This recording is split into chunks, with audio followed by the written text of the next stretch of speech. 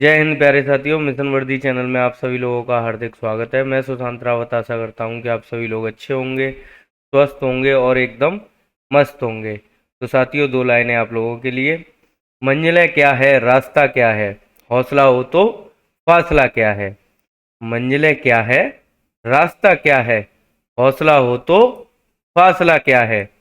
तो मिशन वर्दी के लाडलो, हम पढ़ रहे थे समास। पिछली क्लास में हमने समास चैप्टर के बेस को अच्छे से समझा और अच्छे से पढ़ा कि सामासिक शब्द क्या होता है, समास विग्रह क्या होता है, पूर्व पद उत्तर पद क्या होता है, प्रधान पद क्या होता है और गौण पद क्या होता है।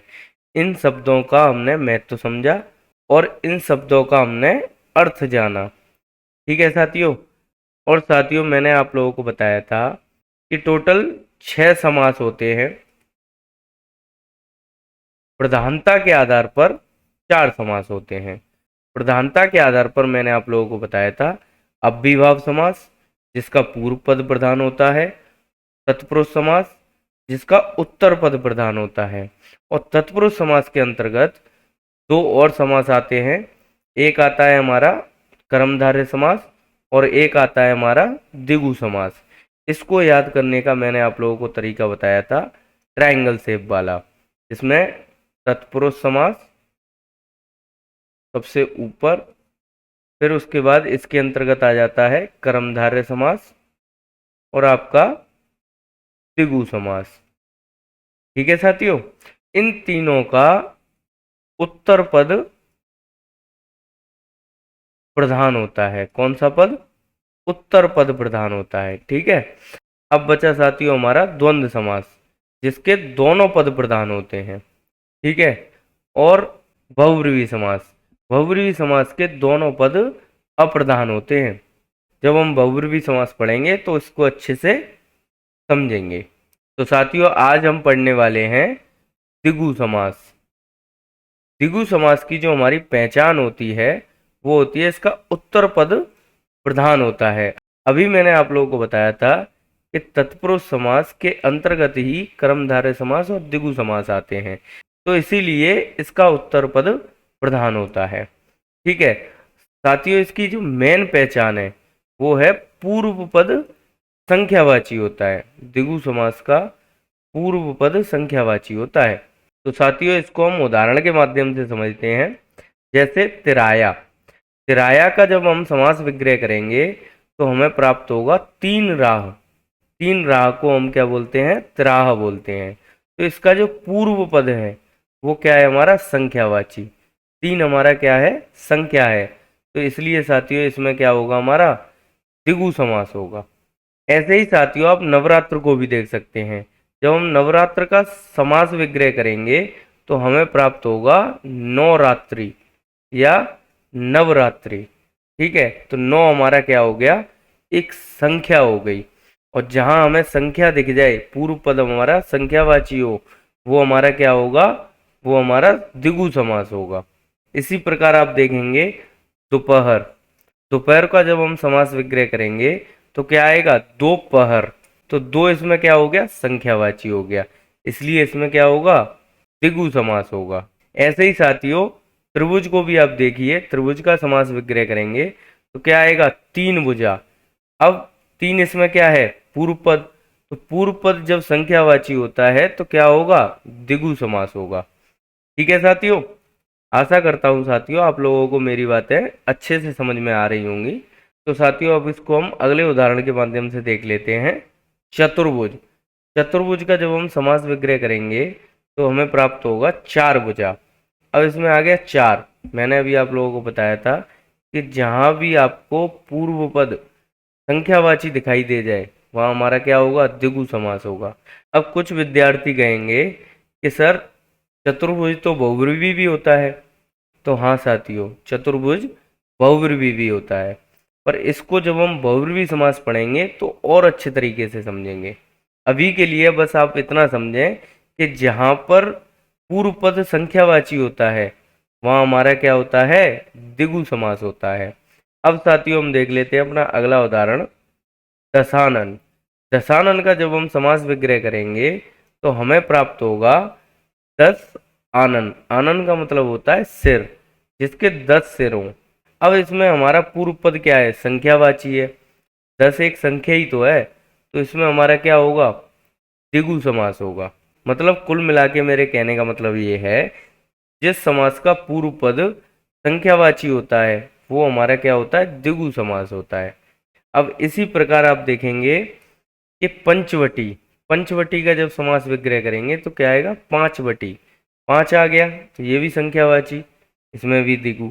इसी प्रकार आप देखेंगे पंजाब, तो पंजाब का जब हम समास विग्रह करेंगे तो क्या आएगा, पांच आव वाले क्षेत्र, मतलब 5 नदियों के आव वाले क्षेत्र। तो इसमें भी साथियों क्या प्राप्त हो रहा है हमें, 5। पूर्व पद क्या प्राप्त हो रहा है हमें, संख्यावाची प्राप्त हो रहा है, तो इसमें भी हमारा क्या होगा, द्विगु समास होगा। इसी प्रकार से हम देखेंगे सप्ताह, सप्ताह का जब समास विग्रह करेंगे तो वो क्या होगा, 7 दिनों का समूह, तो इसमें भी 7 आ रहा है, तो ये भी हमारा क्या होगा, द्विगु। इसी प्रकार साथियों हम देखेंगे शताब्दी, शताब्दी का भी जब हम समास विग्रह करेंगे तो हमें क्या प्राप्त हो रहा है, 100 वर्ष, तो 100 हमारा क्या हो जाता है, एक संख्यावाची हो जाता है, तो इसमें हमारा क्या होगा, द्विगु समास होगा। कि मैं आशा करता हूं साथियों कि अब आपको कहीं भी द्विगु समास दिख जाए तो आप 1 सेकंड में पहचान लेंगे। अब साथियों हम देख लेते हैं अपना अगला समास, द्वंद्व समास। द्वंद्व समास की जो हमारी पहचान होती है, दोनों पद प्रधान होंगे, ठीक है, मैंने आप लोगों को पहले भी बताया था, दोनों पद प्रधान होते हैं, और समास विग्रह के बाद दोनों पदों के बीच या, और, अथवा, ये 3 शब्द आपको देखने को मिलेंगे। इसको उदाहरण के माध्यम से समझ लेते हैं।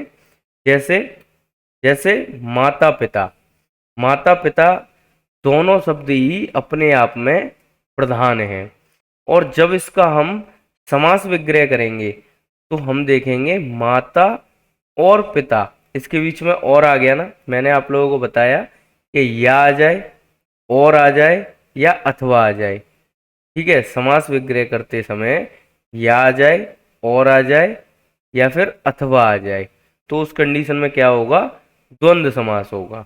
इसी प्रकार आप देखेंगे सुख दुख, सुख दुख का जब समास विग्रह करेंगे तो क्या आएगा, सुख और दुख, ठीक है, और आ गया, है ना, भाई बहन, भाई और बहन, रोटी सब्जी, रोटी और सब्जी। इसी प्रकार आप देखेंगे अपना पराया, तो इसमें आ गया या, ठीक है, अपना या पराया। ऐसे ही साथियों अगला उदाहरण देखते हैं, जैसे भला बुरा, ये दोनों ही अपने आप में क्या है, प्रधान है, भला भी अपने आप में प्रधान है और बुरा भी अपने आप में प्रधान है, और जब इसका समास विग्रह कर रहे हैं तो इसके बीच में क्या आ रहा है, अथवा, भला अथवा बुरा। ऐसे ही हम देखते हैं लाभ हानि, लाभ या हानि, ठीक है, या आ गया इसके बीच में। ऐसे ही खरा खोटा, खरा या खोटा।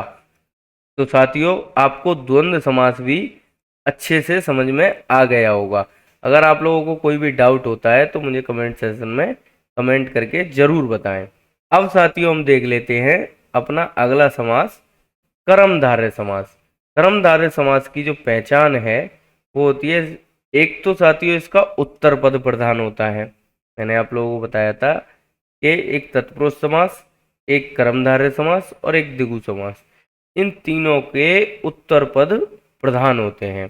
तो साथियों इसकी जो मेन पहचान है वो होती है, पहला पद दूसरे पद की विशेषता बताता है, इसलिए पूर्व पद विशेषण तथा उत्तर पद विशेष्य कहलाता है। अब आप कहेंगे कि ये विशेषण और विशेष्य ये क्या बवाल है, तो ये कुछ बवाल नहीं है। जिस शब्द की विशेषता बताई जाती है उसे विशेष्य बोलते हैं, और जो विशेषता बताता है उसे विशेषण बोलते हैं। अब इसको उदाहरण के माध्यम से समझ लेते हैं। जैसे नीलकमल, ये एक हमारा समास है, जब इसका हम समास विग्रह करेंगे, ठीक है, तो हमें प्राप्त होगा नीला कमल, ठीक है। अब कमल, कमल की विशेषता क्या है कि वो वही नीला है, तो नीला होगा ना, वो होगा विशेषण, और जिसकी विशेषता बता रहा है वो होगा विशेष्य। जिसकी विशेषता बताई जाती है वो होता है विशेष्य, और जो इसकी विशेषता बताता है उसे बोलते हैं विशेषण। अब आप अच्छे से समझ गए होंगे। आप लोगों को कर्मधारय समास पहचानने के लिए ये दो चीजें देखनी है। इस समास में पहला शब्द दूसरे शब्द की विशेषता बताता है, बस आप लोगों को यही पहचानना है और आपको कुछ भी नहीं पहचानना। ठीक। अब साथियों हम देख लेते हैं अपना अगला उदाहरण, जैसे नीलकंठ। नीलकंठ का जब हम समास विग्रह करेंगे तो हमें प्राप्त होगा नीले कंठ वाला। तो भाई हमें इस जगह पे पता लग रहा है कि कंठ कैसा है, नीला है। इस जगह हमें कंठ की विशेषता पता लग रही है, कंठ कैसा है, नीला है। तो इसकी विशेषता बताई जा रही है कंठ की। तो हमें यही तो पहचानना है कि उत्तर पद की विशेषता बता रहा है कौन, पूर्व पद। ठीक है, तो इसलिए इसमें क्या होगा, हमारा कर्मधारय समास होगा। अब साथियों देख लेते हैं हम अपना अगला उदाहरण, नवयुवक। नवयुवक का जब हम समास विग्रह करेंगे तो हमें प्राप्त होगा नया युवक। तो युवक कैसा है, नया है। भाई पूर्व पद युवक की क्या बता रहा है, विशेषता बता रहा है। ठीक है, तो इसलिए इसमें क्या होगा, कर्मधारय समास होगा। तो साथियों अब देख लेते हैं हम अपना अगला उदाहरण, महावीर। महावीर का जब हम समास विग्रह करेंगे तो हमें प्राप्त होगा महान वीर। ठीक है, वीर कैसा है, महान है। तो उत्तर पद की विशेषता कौन बता रहा है, पूर्व पद बता रहा है। ठीक, महान इस जगह हो जाएगा विशेषण और वीर इस जगह हो जाएगा विशेष्य। जहां विशेषण विशेष्य हो वो हमारा क्या होगा, कर्मधारय समास होगा। तो आशा करता हूं साथियों कि आप लोगों को आज की क्लास अच्छी लगी होगी। अब बचते हैं साथियों हमारे दो समास, एक बचता है हमारा बहुब्रीहि समास और एक बचता है हमारा तत्पुरुष समास। इन दोनों समासों को हम अगली क्लास में अच्छे तरीके से पढ़ेंगे। अभी के लिए साथियों बस इतना ही। जय हिंद,